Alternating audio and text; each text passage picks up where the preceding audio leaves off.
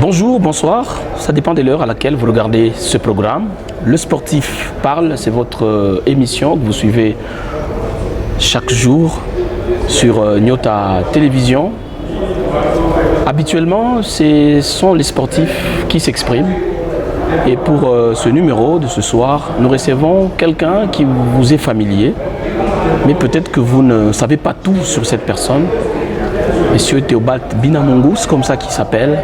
Mais je vais lui laisser l'opportunité de vous donner d'autres détails sur ce qu'il est, ce qu'il fait, comment on peut arriver à le découvrir. Bien, bonjour, bonsoir, Monsieur le Président. Merci, bonjour. Pour les téléspectateurs qui nous regardent, qui êtes-vous? Vous avez bien dit Théobald Binamungu, mais je préfère m'appeler Théo. Le petit nom passe vite. Théo Binamungu, c'est mon nom. Aujourd'hui, sur le plan national, je suis vice-président de la Fédération congolaise de football, association. J'ai des charges qu'on saura découvrir au fur et à mesure au sein de la fédération. Beaucoup de charges alors, et merci pour l'honneur que vous nous faites d'être avec nous sur ce plateau du sportif qui parle. Mais pour commencer, comment êtes-vous arrivé à la FECOFA? Très bonne question, hein. Ça date de beaucoup d'années en fait que je suis dans le mouvement sportif congolais, notamment dans le football. Dans le football, et puis j'ai commencé à l'Est chez nous. Je suis originaire du Nord Kivu, donc de la ville de Goma. J'ai dirigeant au jeune âge des équipes de football. De là, j'ai aspiré à diriger les circonscriptions à l'époque, c'est-à-dire des ententes urbaines. J'ai dirigé l'entente et puis après, j'ai dirigé la Ligue du football du Nord Kivu. Donc, président de la Ligue du football du Nord Kivu, à l'époque, j'ai remplacé Bwanandeke Kiasigné, qui était président de la FECOFA. Il est parti de chez nous, donc c'est un aîné qui nous a forgés.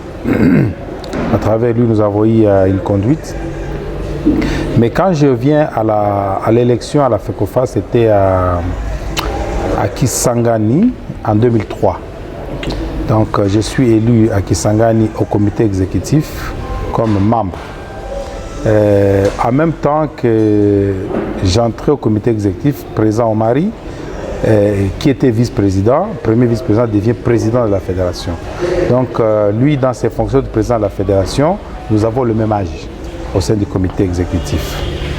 Et puis après, je suis resté dedans. J'avais des fonctions à Kinshasa en dehors du football. Et j'ai vécu à Kinshasa depuis 2003. Et aujourd'hui, après plusieurs mandats, je suis vice-président de la Fédération congolaise de football, l'un des vice-présidents. Je suis 4e vice-président en charge des questions marketing et sponsoring. Donc tout ce qui a trait au marketing, au sponsoring, c'est moi qui gère le département. J'ai la chance d'être à la CAF, dans la commission des finances de la CAF. Donc je suis membre de la commission des finances de la CAF. Donc je suis l'un des rares gestionnaires et des dirigeants congolais à accéder à des fonctions nobles au sein de l'organe fêtier du football. Et il a plu au comité exécutif, au président Omari, de me confier aussi, en dehors de mes fonctions de marketing et de sponsoring, les fonctions de coordonnateur des équipes nationales de la République démocratique du Congo pour ce qui concerne le football. En fait, le premier coordonnateur des équipes nationales, c'est le président de la fédération lui-même. Et c'est l'une de ces charges qu'il m'a confiée et que je gère depuis maintenant 3 mandats, donc depuis maintenant près de 12 ans. Je l'ai fait, j'imagine, assez bien, au satisfecit total du comité exécutif. En fait, les coordonnateurs des équipes nationales, c'est l'interface entre le comité exécutif et les sélections nationales. Parce que le comité exécutif composé de 13 membres, tous ne peuvent pas être en même temps avec les Léopards du Congo. Ainsi, on m'a détaché pour gérer les équipes nationales. Ainsi, le comité est au parfum, au quotidien de tout ce qui se passe au sein des sélections nationales. C'est une fonction assez forte assez technique et politique. Assez complexe. Assez complexe pour aussi. Une personne de confiance du président que vous êtes. Je ne saurais pas, moi, humble serviteur, le dire directement, mais je pense que c'est une fonction clé. C'est parmi les responsabilités les plus attachées au président.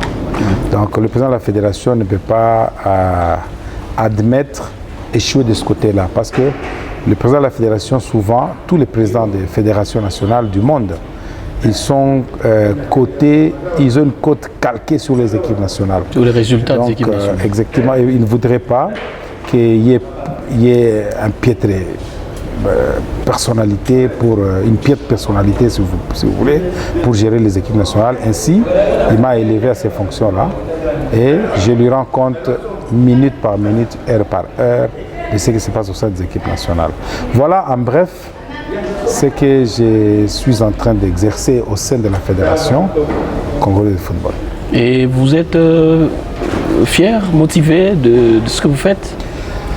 Vous savez, c'est des fortes responsabilités, il faut le dire. Hein. Au fur et à mesure qu'on les exerce, on s'y attache. On crée des émulations, on apprécie, on aime ce qu'on fait, quoi. Donc je pense que j'ai finalement fait des léopards ma première passion. Donc avant de penser à moi-même, je pense à l'équipe nationale. C'est ce qui est beau et c'est ce qui fait que les choses avancent aujourd'hui. Vous savez, quand j'ai pris la coordination des équipes nationales, la RDC était classée à l'époque, quand Claude Leroy 1 était avec nous, on était 112e nation africaine. Aujourd'hui, nous sommes dans les top 10 et nous dérangeons dans les top 5. C'est que nous sommes partis des 112e places et on est dans les top 5. On dérange les top 5. Donc, nous avons été à un certain moment deuxième nation africaine de football. C'est qu'on a beaucoup progressé. Donc, la courbe, elle était très bonne, et si bien que ça donne du plaisir à tous les Congolais. Florent Ibenge est parti, Christian Sengibiembe est là, c'est vous le coordonnateur des équipes nationales. Comment ça s'est passé et quels sont les objectifs à venir? Oui, c'est vrai que nous avons eu des ennuis au niveau des équipes nationales. Après le départ d'Ibenge, on s'est retrouvé dans une situation où on n'avait pas suffisamment de temps matériel pour engager un nouveau staff au regard des échéances qui nous suivaient en courant. Et il fallait absolument directement et tout de suite monter un staff pour prendre en charge l'équipe nationale à version CHAN et version CAN afin d'aller rapidement en compétition. Nous sommes allés puiser au sein de nos entraîneurs nationaux, donc à la direction technique nationale, charger l'intérim pendant un certain moment. Là, il faut que les choses soient dites clairement. Donc, on a pris Christian Sengibiembe, qui est en fait le DTN. Il est en train d'assumer l'intérim. Directeur technique national. Il prend l'intérim de sélectionneur national pendant que nous réfléchissons par rapport à cette structure-là. Alors, ainsi, Christian Sengibiembe a été chargé de monter rapidement une équipe. Et nous avions donné un temps à Christian pour apprécier et puis faire son choix. Parce que pour chaque entraîneur, il faut un nouveau look. Donc nous avons un nouveau staff technique, une nouvelle équipe de foot, une nouvelle sélection nationale plutôt. Il a joué déjà 2 matchs amicaux, 3 d'ailleurs, d'abord contre le Rwanda et puis contre les champions d'Afrique en titre, l'Algérie et puis contre la Côte d'Ivoire. Alors, les 3 matchs lui ont permis de créer son équipe type. Ainsi, il a pu fournir des efforts. Nous avons qualifié l'équipe du CHAN. Donc, les Léopards, nous sommes qualifiés pour les CHAN après avoir battu la Centrafrique. Et nous sommes en train de nous battre. Déjà, dans la semaine prochaine, le 14, nous jouons le Gabon à domicile pour la CAN. Et après, nous allons jouer la Gambie à Banjul. Alors, ce sera des matchs à travers lesquels les léopards doivent exprimer leur existence. Ça, il faut bien le dire, parce que si jamais nous perdons cette qualif, je ne sais pas vous dire qu'est-ce qui sera la catastrophe après. Les joueurs sont conscients. Donc la nouvelle équipe, la nouvelle sélection est consciente de ce qui va se passer au cas où nous aurons des ennuis sur le parcours. Donc je vous informe que le match RDC Gabon va se jouer à 20h, le 14 au stade des Martyrs, c'est un match de nuit. Et les Léopards sont prêts à tout donner ce jour-là. Parce que la qualif commence par là. Donc nous jouons le 14 et le 15, nous prenons un vol spécial pour Banjul, où nous allons jouer contre la Gambie. Alors c'est des matchs importants à travers lesquels nous allons nous exprimer encore une fois. Alors quant au staff technique, nous sommes en discussion avec le gouvernement pour réfléchir comment nous allons orienter l'action de nomination d'un sélectionneur national. Mais pour le moment, Christian est là. Pour moi, il fait encore bien les choses. Il essaie de combler les trous et nous sommes en train d'évaluer. Et en attendant cette confirmation ou cette nomination d'un sélectionneur, c'est quoi son cahier de charge que vous lui avez confié? Bon, il a pour mission d'abord de qualifier l'équipe nationale. Ça, c'est clair. Il a réussi avec l'équipe A'. Maintenant, il doit se battre pour qualifier l'équipe A. Les langues se libèrent en disant que non, il sera l'entraîneur national, mais c'est à nous le choix à la fin. Nous allons réfléchir par rapport aux moyens que le gouvernement va libérer. Parce que pour avoir un entraîneur, il faut des paiements. Nous devons savoir combien nous sommes capables de payer pour avoir un entraîneur national. Et pour Ibengue, le gouvernement a mis une enveloppe. Nous avons cherché un profil par rapport à cette enveloppe-là. Je crois ce qui va se faire avec le nouvel entraîneur. Donc nous sommes en discussion avec le ministre des Sports et lui aussi avec les membres du gouvernement et la présidence est dedans pour essayer de voir comment nous allons y arriver. Mazembe V-Club en phase de groupe de Ligue des Champions, DSMP à un match, de peut-être retrouver ce niveau depuis plusieurs années que les Immaculés de Monté-en-Pembe n'ont pas su. L'équipe est surnommée d'ailleurs il y a 16e rue de Limité. Quelle politique pour accompagner ces clubs vers un succès? Il y a une certaine motivation et un orgueil national au sein de nos joueurs, au sein du championnat national. C'est-à-dire les choses ont été comprises autrement. Je crois qu'il y a un nouveau vent qui souffle sur la République démocratique du Congo. Et ce vent donne espoir sur tous les secteurs de la vie nationale, dont le football. Ainsi, vous avez vu Mazembe se réveiller, V-Club qui suit en courant, Imana qui s'est dit, moi je ne peux pas rester derrière. Donc nous sommes en train de vivre une certaine époque particulière pour le football congolais. Et moi j'encourage, et nous encourageons nos comités exécutifs. Vous savez que les moyens ne viennent pas pour autant.